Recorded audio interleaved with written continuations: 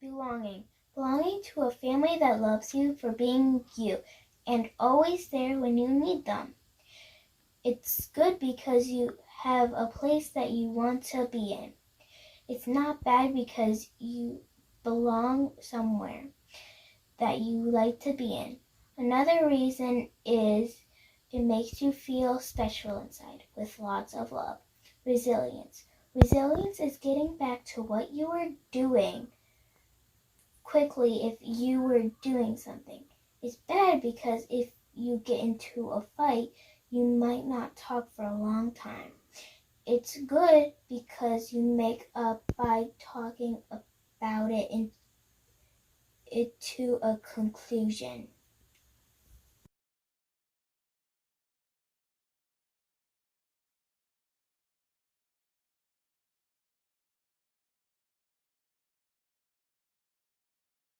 Hi, I'm Caleb. I'm 12 and I'm in 7th grade.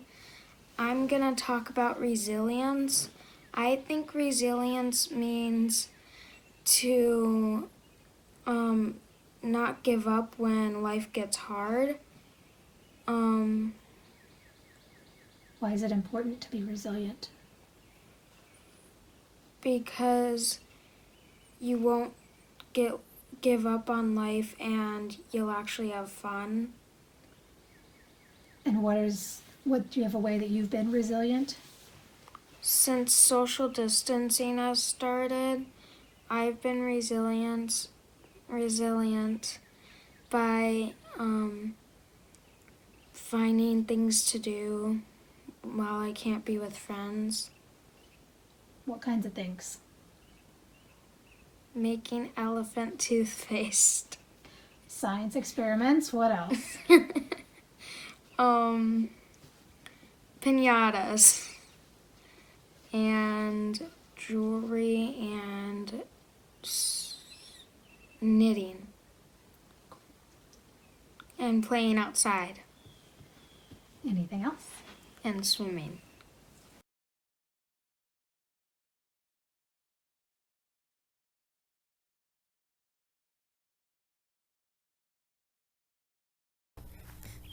Now, what does it mean to belong? Well, belonging, it's kind of a complex, but not at all complex once you get it. Belonging is something that everybody needs, something that is important. In my opinion, it is a necessity for being a human. Now, belonging, it doesn't always mean that you have to be part of a friend group or being a friend of somebody. Belonging, you could be part of anything. You could be part of a club. You could be part of like a little group of people who doesn't like someone. I hope not. But you could be best friends with somebody in a club. In my opinion, having a friend is a need for me. And I think belonging is something that is very important for everybody to have. Is an important thing for everybody to have, excuse me. Belonging, it's a very easy thing to do. Everybody has their own ways, and there most likely is going to be someone who is like you, and who has a trait like you, or traits like you. Everybody is unique, but everybody definitely shares something in their own way. Now, love. That is another thing of belonging. Belonging with a mate. Belonging with a really, really close friend. Or maybe just belonging with your family.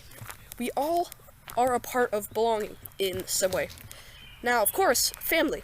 That is definitely something that all of us, or unfortunately some people do not have. But all of us have belonging-wise. Family is also a necessity, in my opinion. If I didn't have my family, if I didn't have my friends, oh wow, I would be very upset. So, including nature. Nature is also something that you could be a part of. You could be part of a group that loves nature. You could be part of just being one with nature. Or you could be a gardener. You could be anything. Like I said, belonging is very complex to do. Not complex at all once you understand it. There really isn't much to understand about it. It is belonging. It is being with somebody. It is being with a group. And I think that is very special.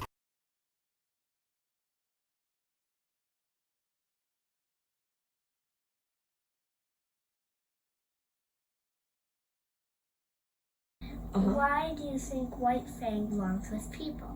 I think he belongs with people because he's half dog, and things seem to work out pretty well most of the time when he and the people work together to solve problems. Yeah. Why do you think that White Fang belongs in the wild? Because I think he's mostly wolf. The wolf half of White Fang takes over. Okay.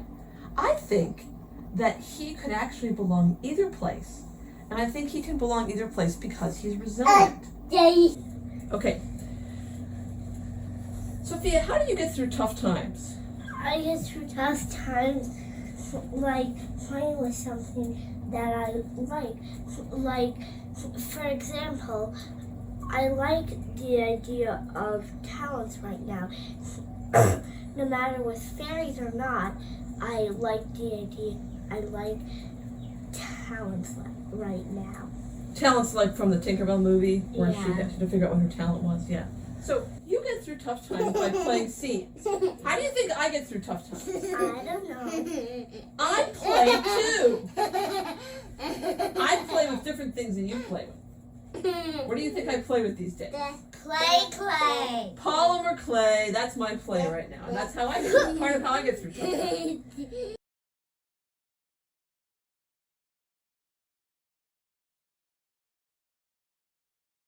Hi, my name's Ashley, and I'm going to play Hot Cross Buns on the recorder.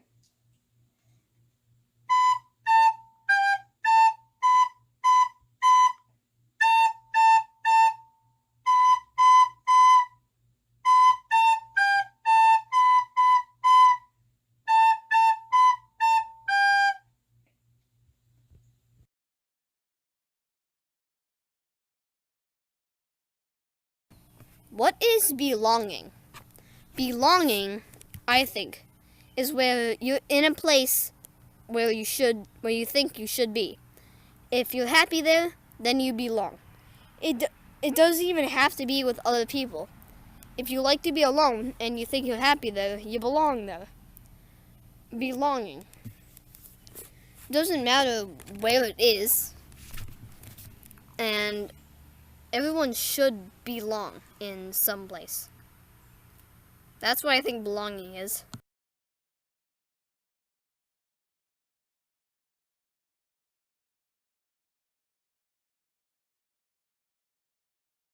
Go.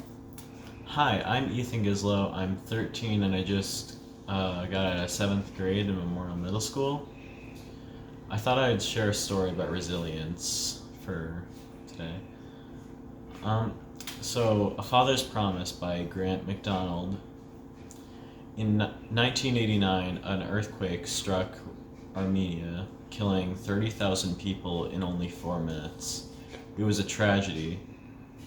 A father had a promise to keep, so he went to his son's school he remembered where his classroom was. He went there and started to dig.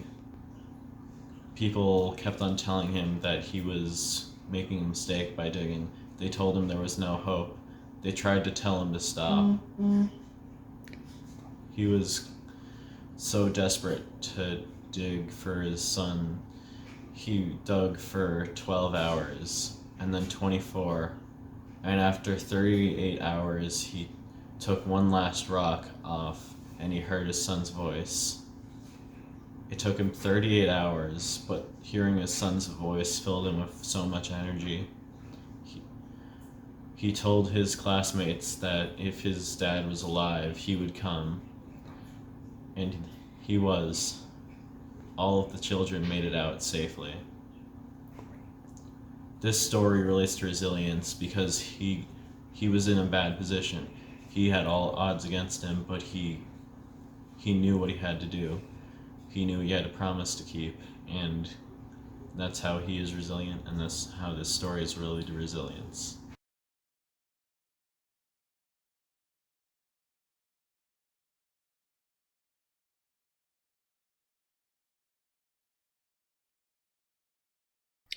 So today we are talking about resilience and belonging. So what do you feel it means to belong? I don't know, belong to someone, belong to someone else. I don't know. To belong to someone, or to belong to someone else? Can you only belong to people, or can you belong to, is there other things you could belong to? That's a good question, though. Mm-hmm. I don't know. Do we belong to East Shore Church? Yeah.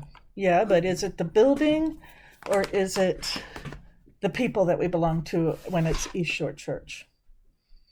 I'm pretty sure we belong to people, not to church. Not the building. Yeah. So again, that would be people. What about school? Do you belong to the school, or is it again the people? People. People. So really, to belong for you is that connection that you make with people. Yeah. With friends and family, but not to an organization. Nope. Nope. Okay. Very good. Thank you for sharing your ideas with me. No, it's your turn. I just did with you. No, can I give you at least the answer? Sure. Ask me a question. Okay. It sounds resilient like an animal sort. Think of any animal would be resilient. Any animals and their resilience? Well, it makes me think of the chickens in the backyard and how they're resilient in the fact that they can find food, and they no matter where they are, they work together as a group, so that would be the belonging.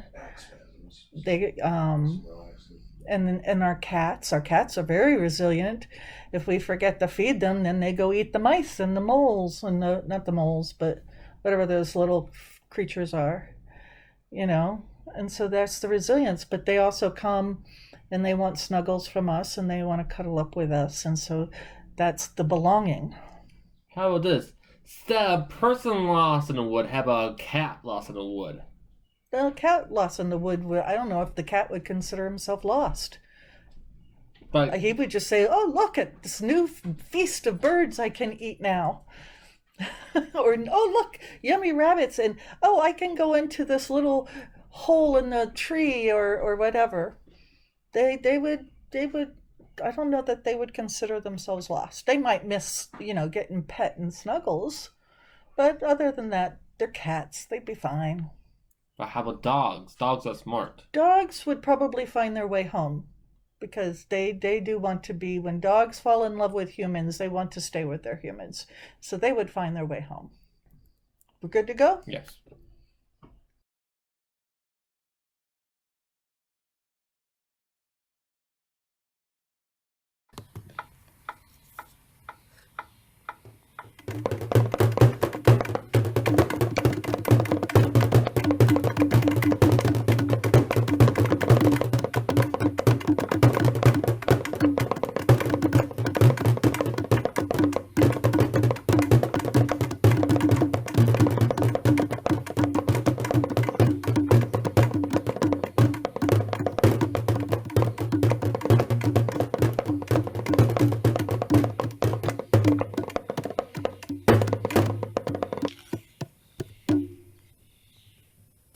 Thank you.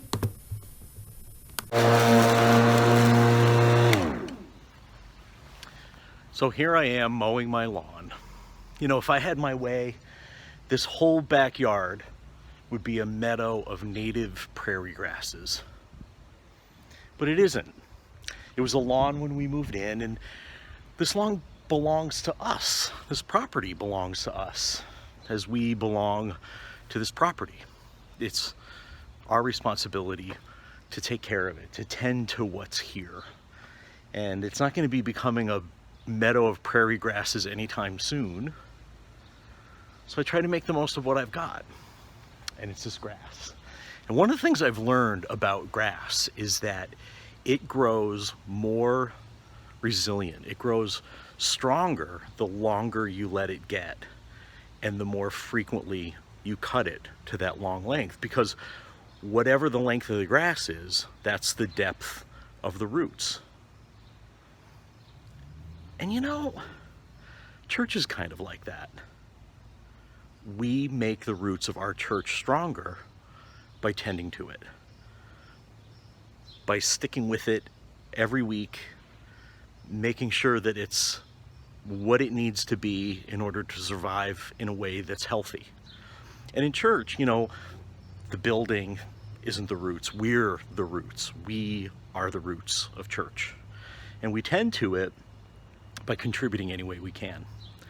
That's why we've been asking you in this time that we're apart to send us photographs every week, to do reflections, to do little things like send us videos of yourself speaking the words that install our new leaders, which we'll be doing next week.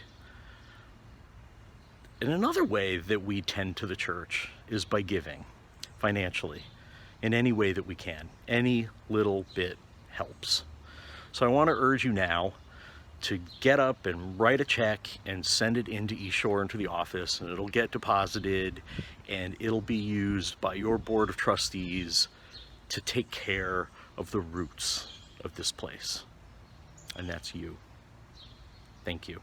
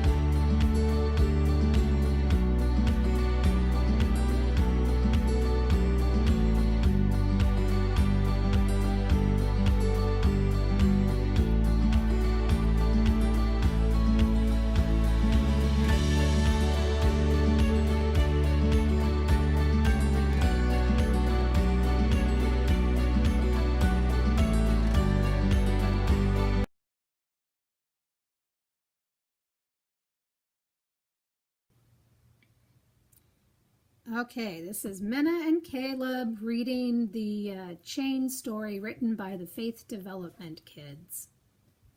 In the beginning, there was a mouse, a cat, and a dog. They were playing a card game at the table in the dining room. Hey, did you just cheat? Dog asked Cat. Mouse said, Hey, I think you did. Cat cried, What? What do you two mean? I saw you draw less cards than you should have last round, said Mouse. Would I ever lie to you? Cat replied. Actually, I recall one time you did, said Dog. Remember when you and I were at the dinner table in front of our owners? I watched you steal my food they were giving to me, and when I asked about it, you lied. So it is very possible you cheated here. Drat, yelled Cat. Why did you cheat, Cat? Asked Mouse. 'Cause I thought I would get away with it, said Cat. Should we give him a second chance, Mouse? Dog asked. Mouse then stated, With your previous record, you have proven that you would cheat to have an advantage and steal from others.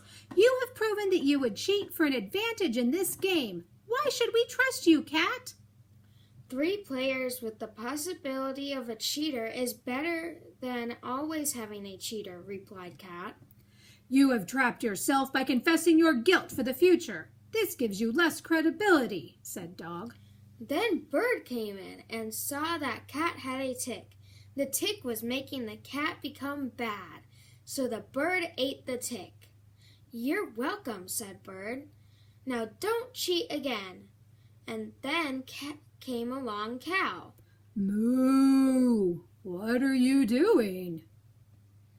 Mouse, Cat, and Dog explained what happened. Cow nodded wisely. I see that you have learned that sometimes all it takes is good friends to get to the bottom of things. Now that the tick is gone, will you trust Cat? The others thought for a moment and nodded. They invited Cow to join them and began to play cards again.